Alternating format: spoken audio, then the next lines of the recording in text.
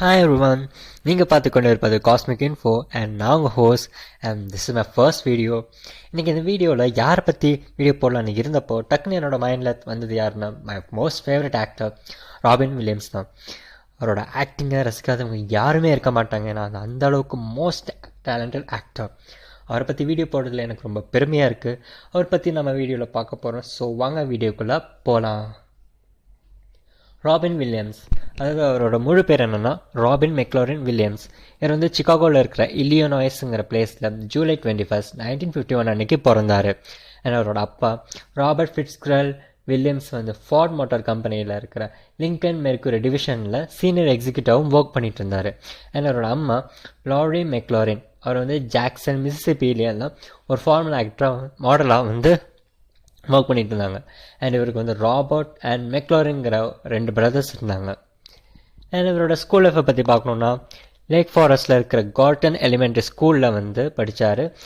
And ஸ்டார்டிங்கில் வந்து இவர் ரொம்பவே அமைதியாகவும் ரொம்ப ஷை டைப்பாக இருந்த ஆள் தான் இவர். தன்னோட குவைட்னஸையும் ஷைனஸையும் போக்குறதுக்காகவே தன்னோட ஸ்கூல் ஸ்டேஜ் ட்ராமாஸ்லாம் பர்ஃபார்ம் பண்ணார் இவர். பட் அவரோட பர்ஃபார்மன்ஸை பார்த்து அத்தனை பேர் ரொம்பவே எக்ஸைட் ஆனாங்க. ஏன்னா சின்ன வயசுலேயே இந்த சின்ன பையனால் இந்த அளவுக்கு பர்ஃபார்ம் பண்ண முடியுமான்னு ரொம்பவே ஆச்சரியப்பட்டாங்க. சின்ன வயசுலேயே அவருக்கு வந்து நம்ம ஃபேன்ஸும் க்ரியேட் ஆச்சு. அண்ட் 1963 தன்னோட அப்பாவுக்கு ட்ரான்ஸ்ஃபர் கிடைச்சதுனால அந்த ஹோல் ஃபேமிலியை டெட்ராய்ட்க்கு வந்து மூவ் ஆனாங்க. அங்கே இருக்கிற டெட்ராய்ட் கண்ட்ரி டே ஸ்கூலில் வந்து ஜாயின் பண்ணி படித்தார் நம்ம ராபின் வில்லியம்ஸ். அண்டு அந்த ஸ்கூலில் வந்து சாசர் டீம்லேயும் ரெஸ்லிங் டீம்லேயும் வந்து கிளாஸ் பிரசிடெண்ட்டாகவே செலக்ட் ஆகப்பட்டார் இவர். அண்டு இவரோட 16 வயசில் இருக்கும்போதே அவங்க அப்பாவுக்கு ரிட்டையர்மெண்ட் கிடைச்சதுனால ஸோ அவங்க மொத்த ஃபேமிலியும் டிபோரானுக்கு வந்து மூவ் ஆகிட்டாங்க. அங்கே இருக்கிற ரெட்வுட் ஹை ஸ்கூலில் வந்து ஜாயின் பண்ணி தன்னோட ஸ்டடீஸ் வந்து கண்டினியூ பண்ணார் நம்ம ராபின் வில்லியம்ஸ். அண்ட் 1969 வந்து தன்னோட ஹையர் ஸ்டடீஸ் எல்லாம் ஃபினிஷ் பண்ணி கிளார்மவுண்ட் மென்ஸ் காலேஜுங்களில் பொலிட்டிக்ஸ் சயின்ஸை எடுத்து படித்தார் நம்ம ராபின் வில்லியம்ஸ். பட் என்னாச்சுன்னு தெரியல, சில நாள்லேயே வந்து அவங்க ட்ராப் அவுட்டாக வெளியில் வந்துட்டார். தன்னோட ஆக்டிங் ஸ்கில்ஸ் வந்து இன்னும் வளர்த்துக்கணும், இன்னும் டெவலப் பண்ணுங்கிறதுக்காகவே காலேஜ் ஆஃப் மெரைனில் வந்து ஜாயின் பண்ணி படித்தார். அண்ட் 1970s பீரியடில் ஒரு ஸ்டாண்டப் காமெடினாவும் பர்ஃபார்ம் பண்ணாங்க. அண்ட் இவரோட ஃபர்ஸ்ட் ஸ்டாண்டப் காமெடி பர்ஃபார்மன்ஸ் வந்து பார்த்தீங்கன்னா சான் ஃப்ரான்சிஸ்கோவில் இருக்கிற ஹோலி சிட்டி ஜூவில் வந்து நடந்துச்சு.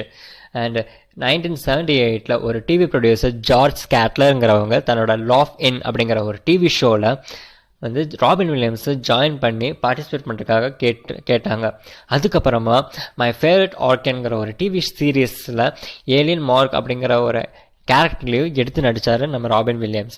அதுக்கப்புறமா 1977 can I do it till I need a glass அப்படிங்கிற ஷார்ட் லோ பட்ஜெட் ஃபிலிமில் வந்து நடித்தார் நம்ம ராபின் வில்லியம்ஸ். அதுக்கப்புறமா 1980 நம்ம சின்ன வயசுல ரசித்து பார்த்த த பாப்பாய் த சேலர் மேன் கேரக்டரை வந்து ஒரு ஃபீச்சர் ஃபிலிமாக ஒரு லைவ் ஆக்ஷன் ஃபிலிமில் வந்து பாப்பாய் ரோலில் வந்து நம்ம ராபின் வில்லியம்ஸ் நடித்தாங்க. அதுக்கப்புறமா நடித்த படத்துல என்ன ஒரு லீடிங் ரோல் கொடுத்தே நடிச்சிருந்தாரு. Like the World According to the Garp, the Survivors, the Club Paradise, Jumanji, Peter Pan, Mrs Doubtfire, அந்த மாதிரி நிறைய படங்கள் போக சைட் பை சைட் வந்து வாய்ஸ் ஆக்டிங்கும் கொடுத்துட்டு இருந்தாங்க. ஃபார் எக்ஸாம்பிள்ஸ்க்கு சொல்லணும்னா 1992 வந்து டிஸ்னிஸ் அலாடினில் வந்து ஜீனிங்கிற ரோலுக்கு வந்து வாய்ஸ் கொடுத்து இந்த ஜீனி கேரக்டருக்கு உயிர் கொடுத்தவர்னு சொல்லலாம். அண்ட் இவரோட மேரேஜ் லைஃப்பை பற்றி பார்த்தோம்னா 1976, அதாவது இவரோட ஃபிலிம் இண்டஸ்ட்ரிக்கு முன்னாடி வெலாரிங்கிற ஒரு லேடியை பார் ஷாப்பில் வந்து ஒரு வெயிட்டராக மீட் பண்ணாங்க. 2 பேருக்கும் ஒரு பிடிச்சி போக ஜூன் 1978 வந்து மேரேஜ் பண்ணிக்கிட்டாங்க. அண்ட் இவருக்கு வந்து ஜாக் வில்லியம்ஸ்னு ஒரு குழந்தையும் இருக்குது. பட் இவரோட வாழ்க்கை ரொம்ப நாளைக்கு நீடிக்கலை. ஸோ 1988 வந்து இவங்க வந்து டிவோர்ஸ் பண்ணிட்டாங்க. அப்புறமா 1989 நானி மார்ஷா கிரேஸுங்கிற ஒரு ஃபிலிம் இண்டஸ்ட்ரி ப்ரொடியூசரை வந்து மேரேஜ் பண்ணிக்கிட்டார் நம்ம ராபின் வில்லியம்ஸ். இவங்களுக்கும் ஜெல்டா ரே வில்லியம்ஸ் அண்ட் கோரி ஆலன் வில்லியம்ஸ்னு 2 குழந்தைங்களும் இருக்காங்க. ராபின் வில்லியம்ஸ் ஒர்க் பண்ண மோஸ்ட் ஆஃப் த படத்தில் வந்து நானி மார்ஷா கிரேஸ் தான் ப்ரொடியூசராகவும் ஒர்க் பண்ணியிருக்காங்க. அண்டு அந்த 1980s பீரியடில் பார்த்திங்கன்னா நம்ம ராபின் வில்லியம்ஸ் வந்து ரொம்பவே ஆல்கஹாலுக்கும் கொக்கைனுக்கும் அடிக்டான பர்சன். ராபின் வில்லியம்ஸ் வந்து ஆல்கஹாலுக்கும் கொக்கைனுக்கும் ரொம்பவே அடிக்ட் ஆகிட்டதுனால நானி மார்ஷா கிரேஸுக்கும் ராபின் வில்லியம்ஸுக்கும் அடிக்கடி சண்டை வந்துக்கிட்டே இருக்குமா. தங்களோட கருத்து வேறுபாடுகளினாலேயே 2008 வந்து 2 பேரும் டைவர்ஸ் வாங்கிட்டாங்க. அண்ட் 2011 ஒரு கிராஃபிக் டிசைனர் சூசன் ஸ்னேடரை வந்து கலிஃபோர்னியாவில் வந்து நம்ம ராபின் வில்லியம்ஸ் மேரேஜும் பண்ணிக்கிட்டாங்க.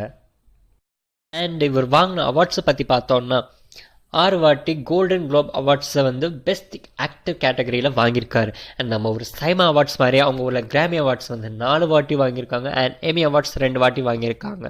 இவர் வாங்கினாலே அதிகமான அவார்ட்ஸ் என்னென்னா அவங்க ஃபேன்ஸ் தான். ஏன்னா அவங்களோட ஒவ்வொரு ஃபேன்ஸையும் அவர் வந்து ஒவ்வொரு அவார்டை வந்து கன்சிடர் பண்ணிக்கிறாங்க. ஏன்னா அவனோட ஃபேன்ஸ் மூலமாக இந்த ஃபங்க்ஷனிங் ஆல்கஹால்னு செல்லமாக அழைக்கப்பட்ட இவர் ஆகஸ்ட் 11, 2014 அன்னைக்கு கலிஃபோர்னியாவில் இருக்கிற இவரோட வீட்டில் தூக்கு போட்டு இறந்துடுறாரு. The happiest man with the saddest end. பல நாள் தூக்கம் இல்லாதனாலையும் மனசுக்குள்ள நிம்மதி இல்லாதனாலையும் எக்கச்சக்க டிப்ரெஷனாலையும் தான் இந்த மாதிரி காரியத்தை செஞ்சு அவர் இறந்துட்டாருன்னு அவர் கூட இருந்த சிலர் வந்து ரிப்போர்ட்டும் பண்ணியிருக்காங்க. உங்களோட ஃபேவரட் ராபின் வில்லியம்ஸ் மூவி என்னன்னு கீழே கமெண்ட் செக்ஷனில் கமெண்ட் பண்ணுங்கள். வீடியோ பிடிச்சிருந்தா லைக் பண்ணுங்கள், ஷேர் பண்ணுங்கள், சப்ஸ்கிரைப் பண்ணுங்கள். மறக்காமல் பக்கத்தில் இருக்கிற பெல் ஐக்கானை ப்ரெஸ் பண்ணுங்கள். பிடிக்கலன்னா சப்ஸ்கிரைப் பண்ணிவிட்டு என்ன பிடிக்கலன்னு சொல்லுங்கள். பட் வாய்ஸ் மட்டும் சொல்லாதீங்க, அது கேட்டு தான் ஆகணும். அண்ட் நான் உங்களை நெக்ஸ்ட் வீடியோவில் மீட் பண்ணுறேன். அது வரைக்கும் டேக் கேர், டாட்டா.